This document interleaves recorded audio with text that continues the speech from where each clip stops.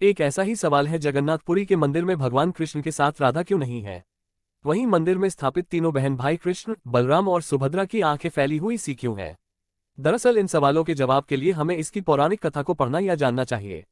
यहाँ पढ़े पौराणिक कथा। पौराणिक कथा के मुताबिक एक बार माता यशोदा माता देवकी के साथ द्वारका पधारी। वहां कृष्ण की रानियों ने माताओं से कृष्ण बाल रूप की लीलाओं के बारे में सुनने की इच्छा जताई। उनके साथ बहन सुभद्रा भी थी। माता यशोदा ने कहा कि वह उन्हें कृष्ण तथा उनकी गोपियों की लीलाएं तो सुना देंगी, लेकिन ये कथा कृष्ण और बलराम के कानों तक नहीं पहुंचनी चाहिए। इस बात का ध्यान रखने के लिए सुभद्रा को द्वार पर पहरा देने के लिए मनाया गया। जब वह तैयार हो गई और द्वार पर पहरा देने लगी तो माता ने लीलाओं का गान शुरू किया। भगवान की लीला का सुनते हुए सभी गोपियां अपनी सुध बुध खो बैठी।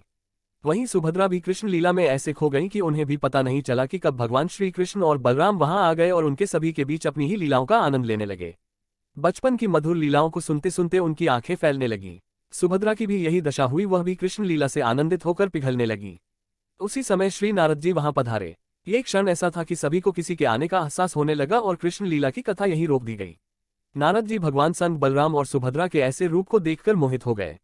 वह बोले, भगवान आपका ये रूप बहुत सुंदर है, आप इस रूप में सामान्य जन को भी दर्शन दें।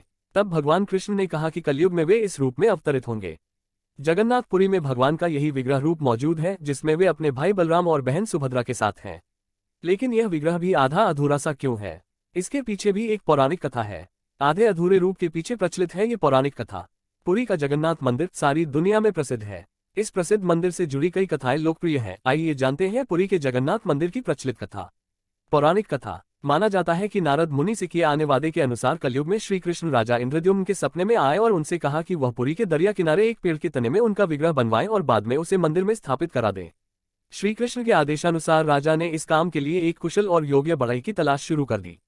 कुछ दिनों में एक बूढ़ा ब्राह्मण उन्हें मिला और उसी ने इस विग्रह को बनाने की इच्छा जाहिर की। लेकिन इस ब्राह्मण ने राजा के सामने एक शर्त रखी कि वह इस विग्रह को बंद कमरे में ही बनाएगा और उसके काम करते समय कोई भी कमरे का दरवाजा नहीं खोलेगा, नहीं तो वह काम अधूरा छोड़कर चला जाएगा। राजा ने उसकी शर्तों को मान लिया और ब्राह्मण ने बंद कमरे में अपना काम शुरू कर दिया। शुरुआत में काम की आवाज आई, लेकिन कुछ दिनों बाद उस कमरे से आवाज आना बंद हो गई। राजा ने सोचा कि कई दिनों से कमरे से आवाज नहीं आ रही है। वह चिंतित होने लगा। वहीं जिज्ञासावश उसके मन में यह विचार आ गया कि क्यों न एक बार दरवाजा खोलकर देखे कि वह है या नहीं, कहीं उस बूढ़े ब्राह्मण को कुछ हो तो नहीं गया। कई दिन सोच विचार के बाद चिंतित राजा ने एक दिन उस कमरे का दरवाजा खोल दिया। दरवाजा खुलते ही उसे सामने अधूरा विग्रह मिला और ब्राह्मण भी वहां से गायब था। तब उसे एहसास हुआ कि ब्राह्मण और कोई नहीं बल्कि खुद विश्वकर्मा थे। शर्त के खिलाफ जाकर दरवाजा खोलने के कारण वे यहां से चले गए। उस समय नारद मुनि पधारे और उन्होंने राजा से कहा कि जिस तरह भगवान ने सपने में आकर इस विग्रह को बनाने की बात कही, ठीक उसी प्रकार इसे अधूरा रखने के लिए भी द्वार खुलवा लिया। राजा ने उन अधूरी मूर्तों को ही मंदिर में स्थापित करवा दिया। यही कारण है कि जगन्नाथपुरी के मंदिर में कोई पत्थर या फिर अन्य धातु की मूर्ति नहीं बल्कि पेड़ के तने को इस्तेमाल करके बनाई गई मूर्त की पूजा की जाती है। इस मंदिर के गर्भगृह में श्री कृष्ण, सुभद्रा एवं बलभद्र बलराम की मूर्ति विराजी है।